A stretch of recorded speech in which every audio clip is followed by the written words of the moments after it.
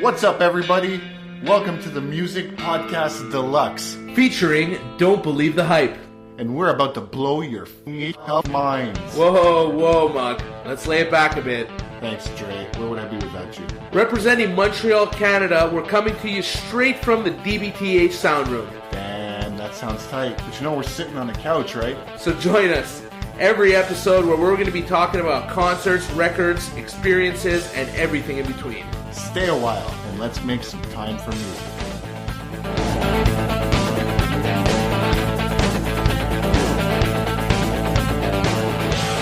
All right, so this is episode number 5. 5 episodes. The Music Podcast Deluxe is, we're doing it, man. Yeah, I think, what's pretty awesome is soon we can do the iHeartRadio submission. Yep. And the Spotify submission. That's right. Episode 5, we're allowed to submit to Spotify, and iHeartRadio is when? 3 months. 3 months of being active. That's correct. Very cool. What's cool is that's going to be about 1 week before the All Them Witches show. March 12th, All Them Witches, Bar Le Ritz. That is going to be... It's... awesome. Yeah. It's rare after how many shows I've been to that I'll get excited, like really genuinely excited for a show, you know? This is one of them. Well, what's really cool is they're releasing their album kind of right now.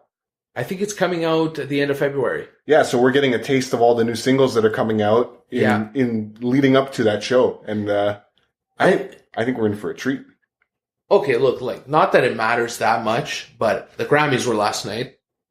I did not sit down and watch them because it's usually just a lengthy event that makes me fall asleep by the end of it. But I do like to watch the performances, and I went on YouTube and I finagled some performances this morning. Tribe Called Quest killed it. You know, I didn't watch that one, but I did see the Daft Punk performance. That looked pretty cool with The Weeknd. Yeah, that was actually one I haven't seen yet. And then there was Metallica with Lady Gaga. Yeah, saw that too. His mic didn't work for half the track. You know, that must be so frustrating. And I read an article today about how he tossed his guitar. I saw it. Yeah, I saw it. As he left the stage, he just tossed his guitar. It was very gimmicky. Yeah, but so was her Super Bowl performance. Yeah, it was actually comedic. I was laughing as I watched it. It was very good, but it was so flamboyant that it was funny.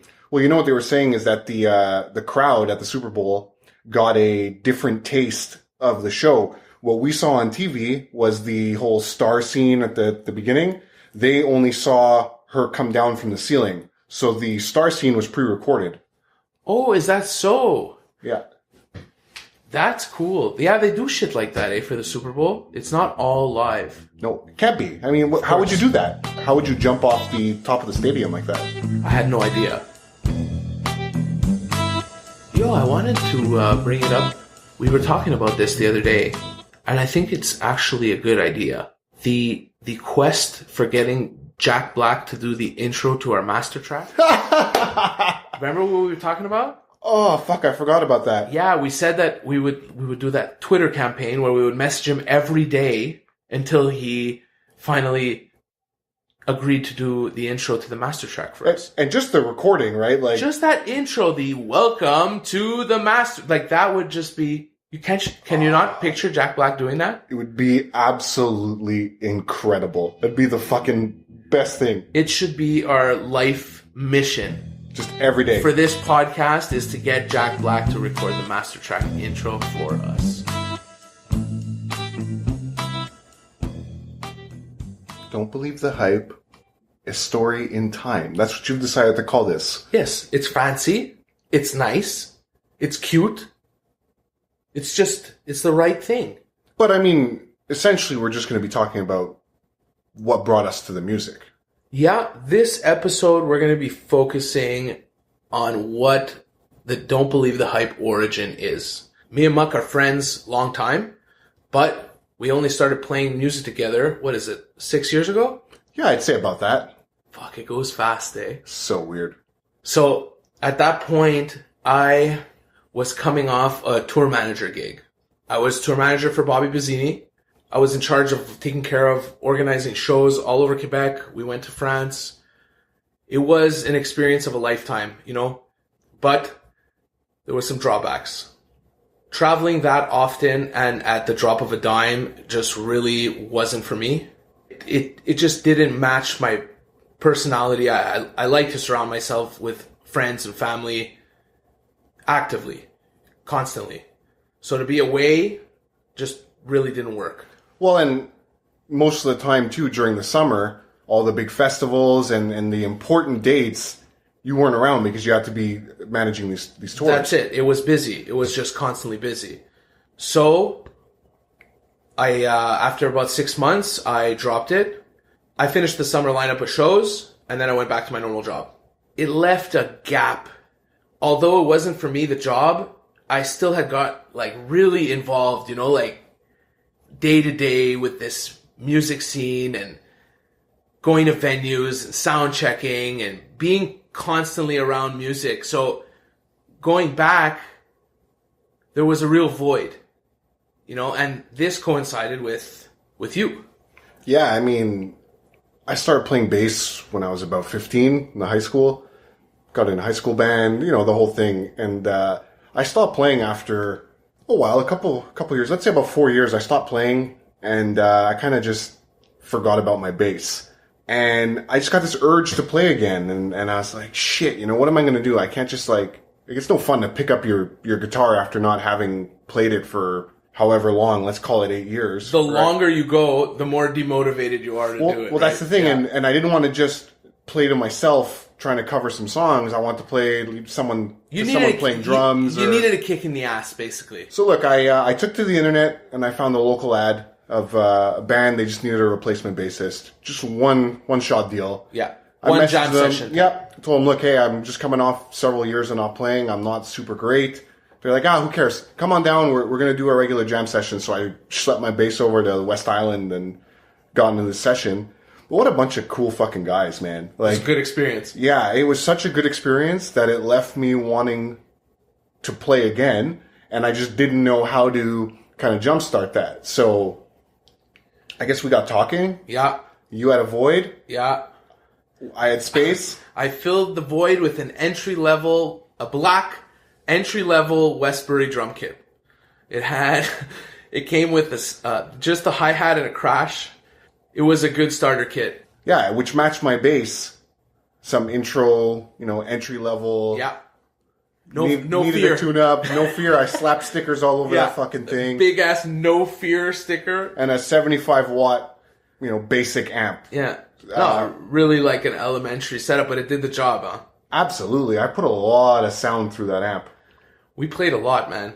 We got Dom on board for a little while. He came in, our friend Dom, he's a guitarist. He's an amazing guitarist. And he came on board, and he played with us for a long while. Yeah, wrote some songs with him. That was super fun, and can't wait to do it again whenever that time is. Oh, yeah, he'll be back. Absolutely. But you know what? Dom, wait, hold on. Dom, if you're listening, you'll be back. You know what I love about our jam sessions? Is that for an hour, 2 hours, 3 hours, whatever time we put aside to play music, I'm 100% focused on the music. That's what you kind of want to accomplish when you do meditation, when you do yoga. It's to pick a point, have your mantra, so that you are able to just focus on that singular thing. And music's a lot like that. When you get into a jam and you're grooving, not written, when you're grooving like just freeform, there comes a point where there is nothing else. It's just you and that drum set, or you and that bass. Or us in that groove. Or that, yeah. And once we hit it, you kind of feel it, right? The whole dynamic in the room changes. And look, I'm not going to say we're the greatest musicians ever, because that's not true. But you don't need to be.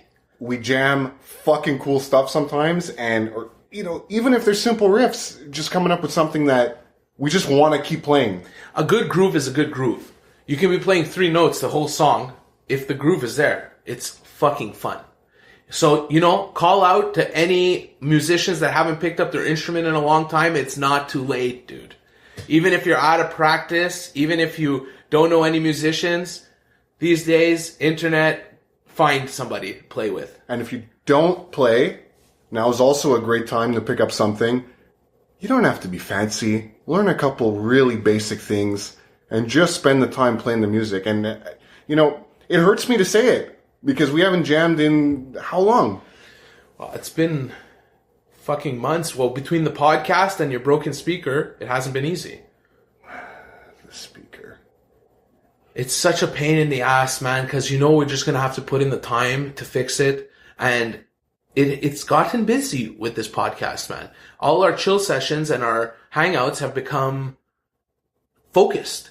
Yeah, absolutely. I think every time we meet up, we're talking something about this podcast and what we're going to do and next steps and stuff. But I got it planned. I think by March 1st, I should have the new speaker installed. We just got to cut out a new baffle for the speaker. Did you talk to Danny? I did. What did he say? He looked at it. He kind of saw what needed to be done, and he thinks we can do it before he takes off for his trip. Enough talk about the broken stuff and our old gear that we don't use anymore. Those black drums are in storage. Yep. My red bass is hanging up on the wall. It's been retired. We have upgraded. The bass and the drum set are waiting. That PHG custom is just sitting down there calling to you, Muck, come Muck, play me, write an incredible riff, and jam Muck. Every time I walk by that room, I see that blue sheen call for me. And it's three types of wood. It's maple, mahogany, and strips of wenge. Right up the middle. Right up the middle to split the wood. Something like that is a forever bass. It's whenever you have a nice story behind the bass, like that you didn't just pick it up off a shelf and buy it. You have that backstory to it. It always makes the instrument like a little more precious to you, like the drum set. Yeah, I was just going to say the drum set has an equally special meaning behind it. For those of you that haven't seen it, it's a pearl drum kit, but it's the special breast cancer edition. It's white and pink. It's so fucking nice. And what's even fucking nicer is the fact that Muck and I won it on a raffle at a show. Let's tell them the story. We went to the Mackenzie First show back in the day. They were raising some money for breast cancer. And we were told that there was going to be a raffle for a drum set. So we figured we'd pick up a few tickets and say, hey, if we'll try our luck. If we win, we win. We win. What venue were we at? Soda? Club Soda. Yeah, we were at Club Soda. We're in there and we're taking a look around here and we're like, okay, there's maybe 200 people here. And I'm looking at the drum set and because it's on stage. It's the house drum set of the night and all the bands are playing. I'm like, it comes with the drum set, the hardware for all the cymbals, and cases for all the drums. So I'm like, hey, 200 people, our chances are pretty fucking good, Muck.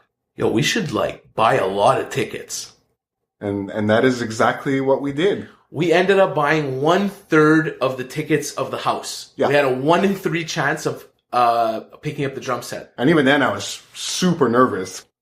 Yeah, but at the end of the night, Our luck came through. The fucking number came through. Do you remember? We're standing there, and there's all the people around us, waiting for the number to come up. And they knew that we had bought a whole shit ton of tickets because we had them all. Well, yeah, we could have fit them in a grocery bag. Yeah, I felt kind of bad. There was that father and son there, and he was not happy. Yeah, he was so pissed that I was I remember him whispering to his son, "Oh, you should have won it. It should have been you that won it." It wasn't him that won it, dude. No way. It was the next DBTH drum set. And that too is something I'm going to hang on to forever, man. There's no reason for me to get another kit. Nope. It sounds great. It's perfect for what we need. It's good. Yeah, I think, with the amp upgrade recently, that just so happened to blow up because we put too much synth through it, but that's okay. Hey, look, you live, you learn. Balance the levels. Balance your levels before you plug in your pedals, people. Yes, it's very important. More important than you would think. Especially when you play loud.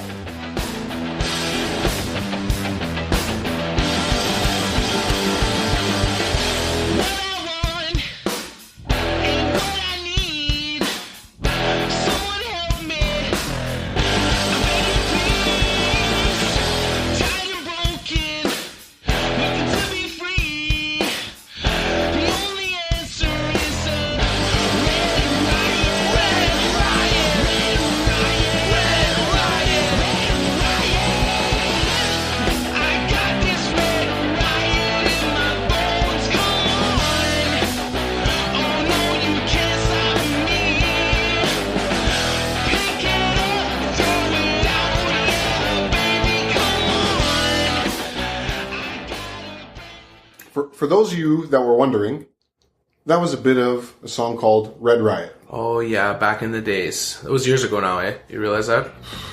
Yep, time is flying by. Talking about time flying by, this episode's just flying by right now. We have to get to our master track. Should we hit them with the master track? Right now? Let's hit them with the master track right fucking now. Welcome to the master track, where Muck and Dre talk to you about a song they just can't seem to take off repeat.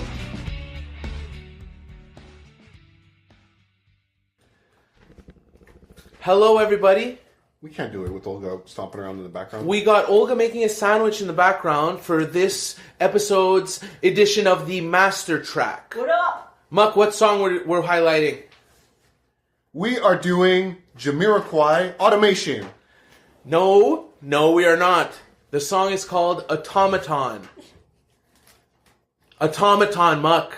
You always do this with the names. The first master track, you remember? You fucked that one up too. Charles Manson. Charles Williams. Okay. This master track is Jamiroquai, the new single that is out now, Automaton. Making a comeback in 2017. That's right. It's the title track of the new album. The album's going to be called Automaton. It's supposed to be coming out sometime in the spring. This track is like, how could I describe it? Space age funk. If a robot were to write a funk song, it would probably sound like Automaton. So like a little bit of Daft Punk in there, or? Yeah, you can say there's some influence? Some influence there, yeah. Man, the first time I remember hearing about Jamiroquai, I was at work. We were working on a game. We were working on a Wii game, Boogie. And that was one of the songs on the soundtrack, and we must have heard that song like dozens of times. For me, Jamiroquai was all about virtual insanity. When that song came out, it was the Much Music days. Everybody was watching music videos on TV. And this guy comes around with that killer fucking video. Do you remember it's basically like a moving floor, like a bunch of treadmills, and he's dancing and the furniture's all moving. Anyway, if you haven't checked it out, go check out Virtual Insanity. He always has a way of stylizing every song with the video. He does that again with Automaton. It takes place in the future and it stylizes these kind of androids. They're like half human, half robot, and they're wearing this crazy headpiece, which is perfect because he always wears a huge hat when he performs live, and feathers and all kinds of colors and stuff like that. So he always has material to kind of support everything he releases, which is so fucking cool. Aside from that, these guys are incredible live. I haven't seen them myself, but I've seen so many freaking videos. And I mean, we can hope, right? They're touring. And as we start getting a little bit closer to some Osheaga news coming out, we're definitely going to talk about that as well. Yeah, that along with Rockfest and whatever other summer festivals we're going to be getting caught up in.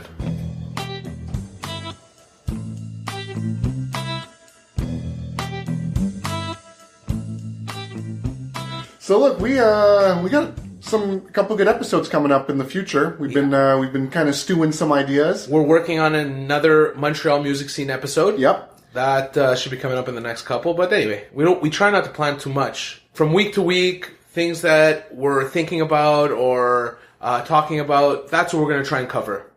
Yeah, like shows that are coming up. All them witches. Make sure you check them out. March 12th, Bar Le Ritz. Also, make sure that you guys like our Facebook page. Go on there at the DBTH guys, or you can shoot us an email at thedbthguys@gmail.com. It's super important for us. If you guys like this podcast, press subscribe. Get on board. That way you're notified every time a new episode comes up. And we'll talk to you guys soon. And remember, everybody, make some time for music. It's fucking important.